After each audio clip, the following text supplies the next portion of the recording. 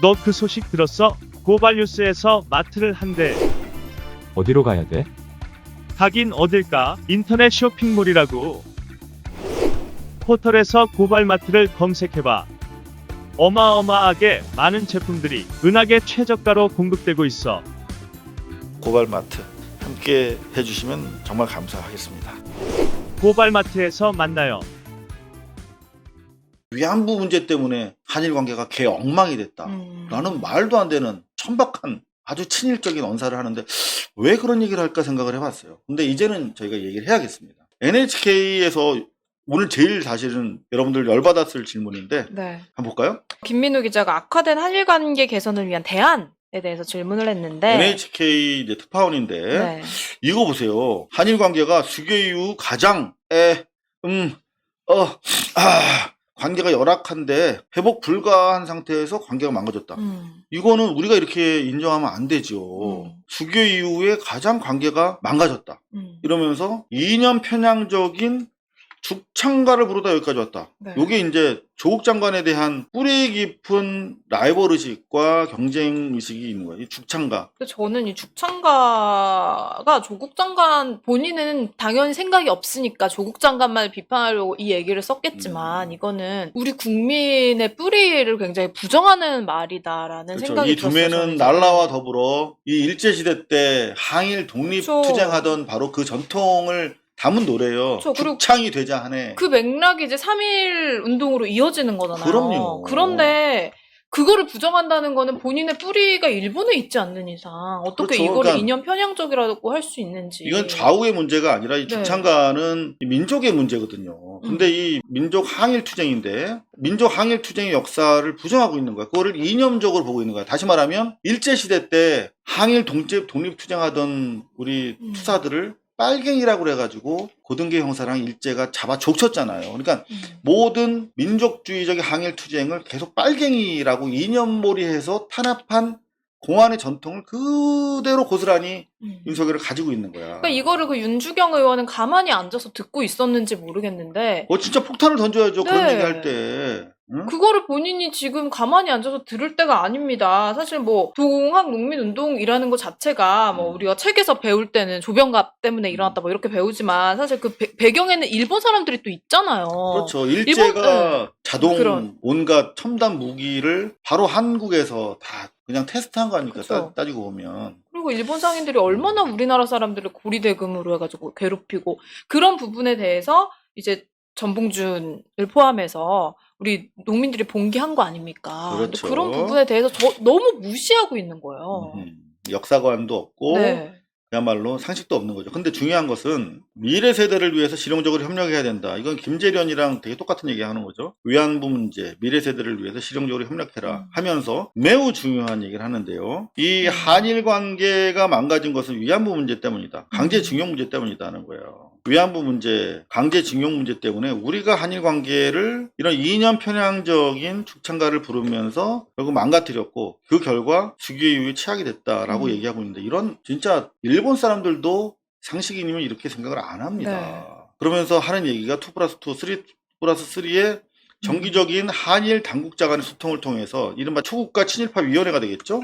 이런 걸 통해서 그랜드 바게닝 정말 이 그랜드 바겐도 뭐 어디서 이제 공부해서 외워서 온 것 같습니다. 근데 지금 일본하고는 뭐 그랜드 바겐을 논할 그런 시점도 아니라고 생각하고 그들이 우리한테 제대로 된 사과를 하지 않는 이상 이런 부분에 대해서 강경하게 나가는 게 이거는 여야를 막론하고 모두가 똑같이 생각하는 부분 아닌가요?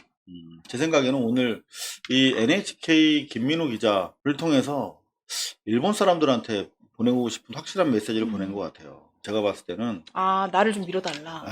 다시 한번 일제 강점기가 온다면 내가 진짜 총톡으로 내가 총장했으니까 이 국민들한테 할 얘기 절대 아닌데 말이죠. 근데 여전히 위안부 문제 때문에 한일 관계가 개엉망이 됐다. 라는 말도 안 되는 천박한 아주 친일적인 언사를 하는데 왜 그런 얘기를 할까 생각을 해봤어요. 근데 이제는 저희가 얘기를 해야겠습니다. 아버지가 네. 윤기중 씨잖아요. 이 윤기중 씨가 연대 상대 출신이에요. 부끄럽습니다만 제가 연대 상대를 나온 사람인데 윤기중 교수를 제가 대학 다닐 때 수업도 듣고 그랬어요. 근데 이 양반이 대한민국 통계학회 회장을 지내시고 한국경제학회 회장, 그러니까 이 소위 말하면 독재 시절에 통계 장난 가지고 우리 국민들이 완전히 조롱당하던 시절이 있었습니다. 여전히 이제 통계는 장난치기가 아주 용이한 수단이죠. 그래서 저는 경제학자 중에서는 최백운 교수님, 우리 다스베이다나 뉴스공장 자주 나오시는 최백운 교수님 말씀을 들으면서 내가 또 속았네. 통계에 또 속아 넘어갔네 할 정도로 이 통계가 독재자들이 정말 좋아하던 수단인데 이 통계학회를 만들고 한국경제학회 회장을 하신 분이에요. 윤기중. 독재 시절에 되게 파워가 있었죠. 그죠? 심지어 연대 통계학과를 만든 사람이에요. 근데 이 사람이 65년 한일 국교 정상화 이듬해, 한일 국교 정상화는 대한민국 사람이라면 다 반대했었어요. 2000년 들어서 김대중 정부가 대한민국에서 일본 노래도 그때까지 못 들었어요. 2000년까지.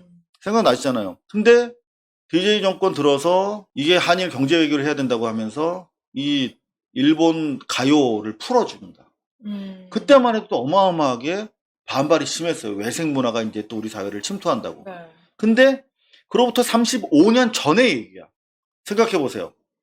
2000년대 초에 노래도 못 틀게 하는 상황이었었는데 국민적인 일본에 대한 감정이 35년 전에는 어땠겠어요. 일본은 적이지 적.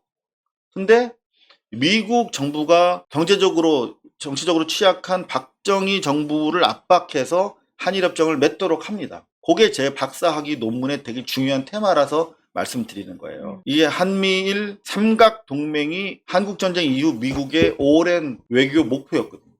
그거를 65년에 박정희가 한일 국교 정상화로 풀고 그리고 독재자 박정희의 딸 박근혜가 대통령이 돼서 결국은 정보 협약을 맺잖아요. 일본이랑.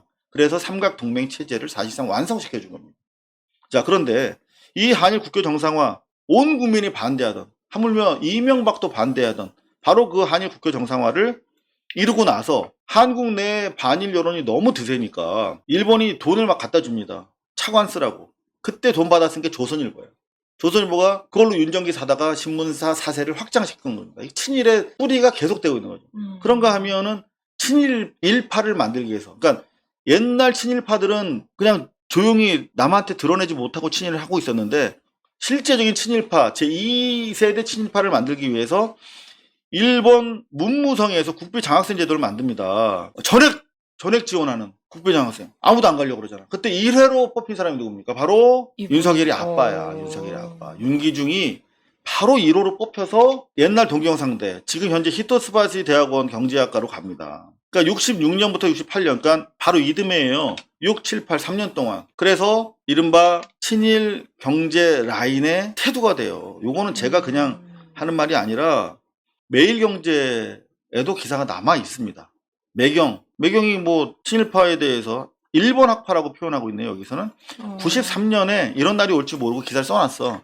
13년에 한국의 경제학자 일본 학파의 현 주소. 네, 일본 학파, 그러니까 친일 경제학자의 현 주소라는 얘기예요. 네. 93년 매경 기사에 따르면 바로 국교 정상화 이후 67년 일본 문무성 국비장학생으로 선발돼 일본 유학길에 오른 연세대 윤기중 교수의 뒤를 이어서 그동안 눈치 보느라 못 갔어. 그리고 실제로 67년도 아닙니다. 66년 바로 이듬해인데 눈치 보다가 윤기중 학생이 저요! 하고 손드니까 모든 특혜, 특권, 기회라면 저요! 서성어치 나서는 면에서 이준석이랑 똑같죠. 응? 지난 세기의 이준석이 바로 윤기중이에요. 그 윤기중이 윤석열을 낳았고 지금 우리가 또 다른 이준석을 막지 못하면 계속 윤석열은 계속될 겁니다. 윤기중 교수의 뒤를 이어서 일본 유학생들이 하나둘씩 늘어나. 그러면서 해방 전 일제치하의 1세대와 달리 일본 학파 2세대, 좋게 일본 학파라고 쓴 거지 제2세대 친일파 학자 군단, 관력 군단이 윤기중을 정점으로 해서 생겨납니다. 쫙 이른바 동경대, 쫙 동경상대, 히토스바대 이 인맥의 태두가 바로 윤기중 교수인 거예요.